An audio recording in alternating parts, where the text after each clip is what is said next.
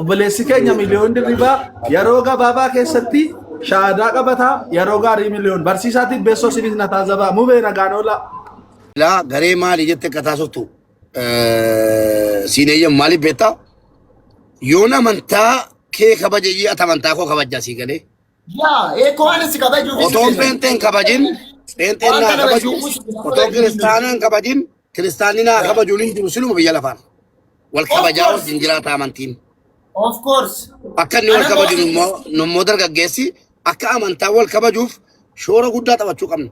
Atamma peentee keessa teessee amantaa peentee lallabataa amantaa peentee waan inni jedhu fudhachuun kee dirqama. Ati peentee erga taate erga haala kanaan waan tokko tokko immoo wal gorsina. An amantaa peentee guyyaa tokkoof daqiiqaa tokkoof arrabsees qeeqeeyyuu hin beeku. Akka namni gadi ba'ee amantaa peentee kana Yesuus nama Yesuus akkasi maaloo sheekoliidhaa dhiisee warra beekan nu dhiiseen nagumaan nageenyaan hojiin jiraataa jirra. Yoon amantaa kanaaf waa gochuu dadhabe walitti hin buusu. Uummata kanaaf yoo waa gochuu dadhabe illee walitti hin buusu. Warra amantaa an islaamaa akka islaama tokkootti islaamummaa nama qabachuu barbaade nan fidaa sheekattiin nan geessaa kanuma antinaan koo malee dabarfadhee daawaa gochuu hin geenye himuu hin geenye an kanaaf of qusadhe. Ati immoo kaleessa waa dogoggorte. Elaa kun maa inni? Miliyoon diribaadha birrii funaanne jettanii yoon naa laattan yoon ofii keessaniiti kan hojiirra oolchattan hundi keessan yoon naa laattan akka basittanii maati ofii keessanii hojiirra oolchattanii ofii keessanii nyaattanii birrii funaanaa jettanii ofii keessanii rakalattanii hojiirra oolchattan yoon naa laattanidha. Dhaggeeffadhu an birrii mashee Itoophiyaa qabuun hin jiraachaa jira miti amma ananatti taphattanii sobdanii miliyoon gargaareerra makiina bitanneerra. Turn right, then your destination will be on the right. Makina bitiyani kuno uffata shekana yo kuno intala tokko na biti Amerikaarra. Dhaggeeffadhu uffatan kaawwata Amerikaarra namni na bite. Dhaggeeffasitti ni maati. Mistira keessan iccitii keessan gadi hin diigu jennaan naa dhuftanii illee wajji gammoo waldaa babal'ista gaammaga. Waldaa sagamiin babal'ista illee wajji. Dhaggeeffasitti ni maati. Ofii keessaniidha. Garuu birriin funaaname miiliyoonaan. Baay'ee haasoftu sinii dhoksee jennaan haca barbaariyochi. Kan akka musliima lafa kanarra hin jiru. Waan quraanni godhi jedhe godhusaan, quraana hordofusaan, shari'aa hordofusaan wal jibbuun hin jiru, wal qeequun hin jiru, wal salphisuun hin jiru. Hundumayyuu ofitti qabanii hammataniitu kaayedhuun bakka ofii lafa ta'anii siin soofarra si teessisu isaan. Dhaggeeffadhu musliima jechuun ofii isaatii lafa ciisee nama siin sireerra si ciibsuudha laa dhaggeeffasitti ni himaa. Dhaggeeffadhu. Make a U-turn. Keetii guddadheen bahe. Waa'ee quraanni sirrii miti wanta jettee na gorsii tokko hin qabu. Na gorsuu hin dandeessu. Dhaggeeffasitti ni himaa. Gaa kana jaalan dhaggeeffadhu atuu hin beektaa waan ta'eef aasaa kee kana keessatti waan haquuqe obboleessa koo ani fati gaa obbolaadhaa ati amantii kiristaanaati ani amantii islaamaati waliin jennee jirra. Akkasii miti ati peenteedhaa ani islaamaa wal kabajnee waliin deemna wal dhagaa waliin jennee irra gatii ta'eefi kanaaf asi barbaade yoo ati lakki waa'een kooti sin galchuu jette nan galchu amantuma korraan si eeggadha malee nan galchu yommuu waa'ee keetii na galchee obboleessummaadhaan hojiin jiraanne immoo sin gorfadha jechuudha akka hangafa keetitti ana hangafa keeti. Of course, mube xiqqooshee hin dubbatta asirratti islaamummaa fi protestaantii wal bira qabdi. Galatoomi ani wanta si hawwu jalqaba irratti fakkeessuu hin beeku sobuu hin beeku. Diinaan islaamiin kana lubbuu kootii ol jaalladhu rabbi siif kennu jedheen rabbiin sii kadha malee keessaanii dhufee miliyoon amantaa islaamaa qabadhu kana godhadhu siin hin jennu. Hawwii kooti si qofaaf utuu hin ta'in ilma namaa uumame biyya lafarra jiru kamiifuu amantii islaamaa kana lubbuu kootii ol jaalladhu rabbi si na waffaqu jedheen du'aa kadha.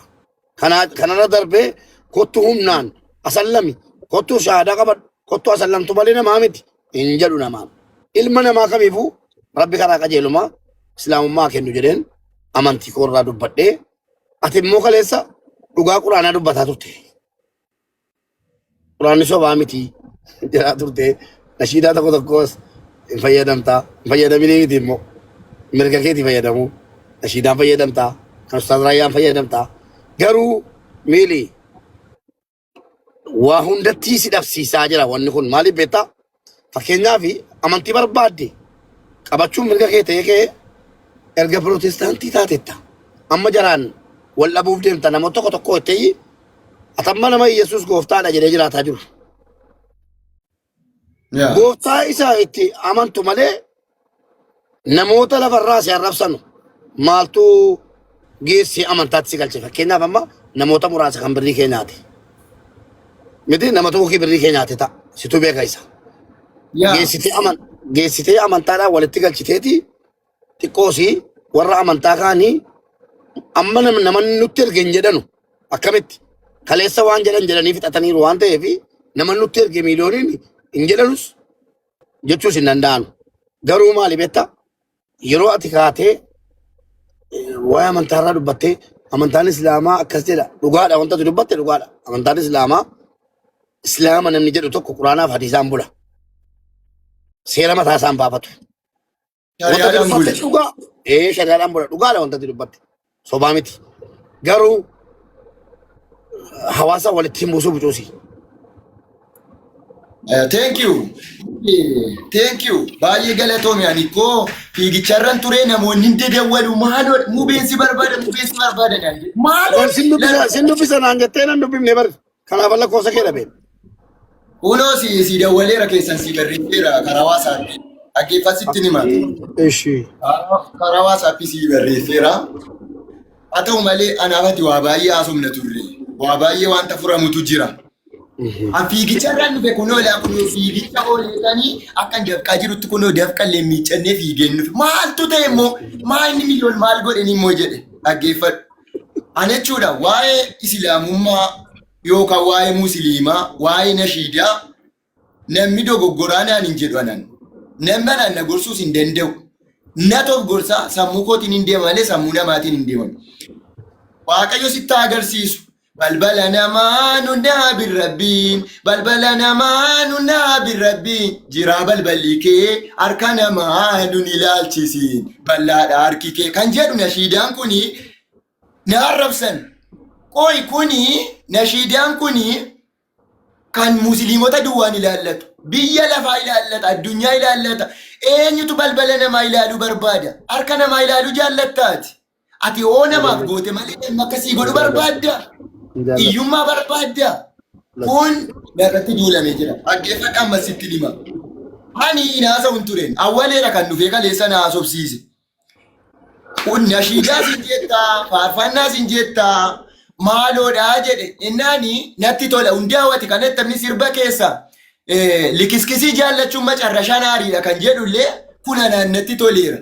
Siigalee likiskisii jaallachuun macarrashaan aariidha kan jedhullee natti toleera. Tokkummaan barbaadeen obboleessa koon an paasterii ta'uus hin barbaadu raajii ta'uus hin barbaadu wangeelaawwii ta'uus hin barbaadu waan kamillee ta'uu hin barbaadu waldaan annaqaa wangeela konan dubbifadhaa oo faarfannaa ta'e nan faarfadhaa oo asii ol utaaluu ta'enis nan utaala bakka kanumaadha dhuma naqeetaa waan bariisa dhumaarra naqeetaadhaan karoorri koo maaliif hojjettee hojii gaafan hojjedhu kiristaana biraa bichaa dhaqeen hojjedhan musliimota biraas hojjechuun qaban kiristaanni qofti na jaallatee na bu'aa tokkos na hambuusu. Musliimonni na jaallachuu qabu na kabajuu qabu boran hin beeku an intalan fuudhu jimmaa irraa fuuchuu hin danda'a intala musliimota arsii irraa fuuchuu hin danda'a baalee irraa walloo irraa fuuchuu hin danda'a kanaaf maaliif wal jibban ammiloon dirribaa oon geemii taphadhe kiristaana qofa miti kan na taphachiisu musliimni na taphachiisa yoon ka'e dhukkubsadhe yoon ka'e rakkadhe kiristaanota qofa miti kan na gargaaru musliimonni sobbolaa koodha harki 97% amantaan kee maali miliyoon? Amantaan kee maal amma? Amantaan kiyya Pirootestaantii. Pirootestaantiin akkati nashiidaa Ustaaz Raayyaa nashiidota ati fayyadamte banuu nan danda'a. Jara akkati fayyadamtu sin eeyyamu taanaan amantaan kee sin eeyyamu taanaan fayyadamuun keen ta'a. Maalis kan ola dhaggeeffadhu hojiin hojjedhuun kan gannatattis galuu kan abiddattis galu anaadha. Dhaggeeffadhu. Namni akka barbaade anaaf hinyoonatti akka oolana gototuu hin danda'u akka saawwana gototuu hin danda'u. Miliyoon dirribaan dogoggore miti yoo badii godhe yoo cubbuu godhe yoo hammina godhe miliyoon dirribaa abidda galu. Nashiidaa dhaggeeffachuun jahannama nama galcha yoo ta'e gittime dhangala illee bakka. Anatu miti namatu ana gannata na galcha moo namatu gannata keessa na baasanaan dhaggeeffadhu. Amantii ofii jechuun koo amma fakkeenyaaf rabbiin na argaa. Amantaa fakkeenyaaf faarfannaa pirootestaantii jira, faarfannaa islaamaa jira. Utoo ati amma faarfannaa pirootestaantiitiin viidiyoo tokko hojjedhu naan jetteen hojjedhu. Maaliif amantaan koo naan eeyyamu? An kan koo sitti meeqala? Amantaa koo qabadhee akka hin deemu malee akka hin dhaqee kan amantaa namaa keessa galee faarfannaadhaan viidiyoo hojjedhu arraban sodaadhuan yoo hojjechuu barbaade hojjedha laa nama biyya lafaa ta'ee sodaadhee innisu garuu amantaa rabbii koo sodaadhee amantaan koo naan eeyyamu waan ta'eef amantaa koo na daangeessaa jechuudha arraba sodaadhee atoo amantaa keessa hin dhorbu amantaan keessa hin dhorbu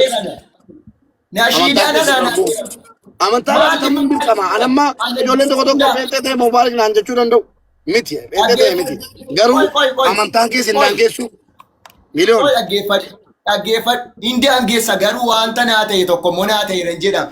Ana koo paasterii miti kan gannatatti na galchu wayi raajii miti wayi hojjetaa wangeelaa miti wayi kiristaana miti ana kan na galchu. Dhaggeeffadhu kan na galchu ana hojii kooti hojii gaariin hojjedhuudha. Waajii galchuu